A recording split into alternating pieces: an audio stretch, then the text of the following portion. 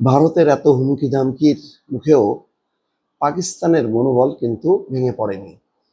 সেই কারণেই তারা একেবারে নিয়ন্ত্রণ রেখার কাছে, অর্থাৎ ভারত এবং পাকিস্তানের যে নিয়ন্ত্রণ রেখা, সেই নিয়ন্ত্রণ রেখার কাছে সামরিক মহড়া করেছে পাকিস্তান। খবরে বলা হচ্ছে কাশ্মীরের পহেলগামে প্রাণঘাতী হামলার পর ভারত এবং পাকিস্তানের মধ্যে যে দ্বিপাক্ষিক উত্তেজনা নতুন করে চরমে পৌঁছেছে।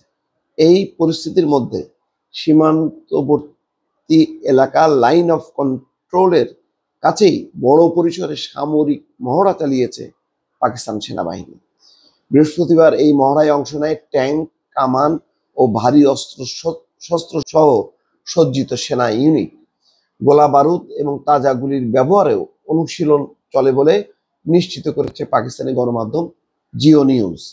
সেনাবাহিনীর একটি সূত্রের বরাতে জিও নিউজ জানায়, শত্রুপক্ষের সম্ভাব্য যে কোনো আগ্রাসনের জবাব দিতে সম্পূর্ণ প্রস্তুতির অংশ হিসাবে এই সামরিক মহড়ার আয়োজন করা হয়।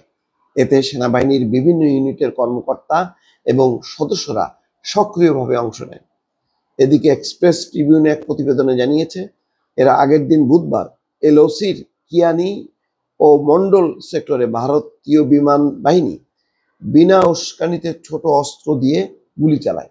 পাল্টা প্রতিক্রিয়ায় পাকিস্তানের সেনাবাহিনী ভারতের বেশ কয়েকটি চেকপোস্ট গুঁড়িয়ে দেয়। এই ঘটনার পরই সীমান্ত জুড়ে পাকিস্তানি সেনারা ব্যাপক সামরিক মহড়া শুরু করে। পূর্বাপর পরিস্থিতির উৎস ছিল 22 এপ্রিল পহেলগাম হামলা। জম্মু কাশ্মীরের ওই হামলায় 26 জন নিহত হয়। এই ঘটনার জন্য ভারত পরোক্ষভাবে পাকিস্তানকে দায়ী করে, যার পর থেকে দুই দেশের মধ্যে কূটনৈতিক এবং সামরিক উত্তেজনা বাড়ে। কিন্তু এই হামলার ব্যাপারে পাকিস্তানকে দায়ী করলেও যুক্তরাষ্ট্র কিন্তু সাড়া দেয়নি। যুক্তরাষ্ট্র বরং সতর্ক করেছে যে কোনোভাবেই সংঘাতে এড়ানো যাবে না। চীন মধ্যস্থতার প্রস্তাব দিয়েছে, সৌদি আরব, ইরান প্রস্তাব দিয়েছে এবং পাকিস্তান যে আন্তর্জাতিক তদন্ত চেয়েছে সেটার পক্ষে বরং চীন সাড়া দিয়েছে। ভারত এই বিষয়ে কোনো মন্তব্য রাখেনি।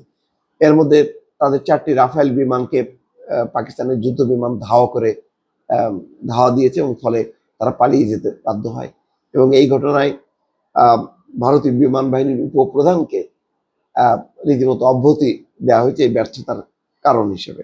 এখন দুই দেশের মধ্যে যে উত্তেজনা চলছে, সেই উত্তেজনায় যেই ভারত যে রকম শক্তিমত্তা প্রদর্শন করছে, সেনাবাহিনীকে যে কোনো পদক্ষেপ নেওয়ার জন্য নরেন্দ্র মোদী নির্দেশ দিয়েছে।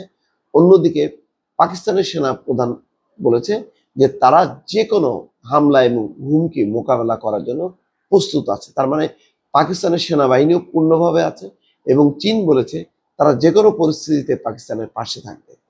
ফলে এরকম একটি উত্তেজনাকর পরিস্থিতির মধ্যে পাকিস্তান তার বাহিনীকে, তার দেশের জনগণকে উজ্জীবিত করার জন্য একেবারে নিয়ন্ত্রণ রেখার কাছে তারা একটা বিশাল আকারের সামরিক মহড়ার আয়োজন করেছে। দর্শক ভালো থাকবেন, আল্লাহ হাফেজ।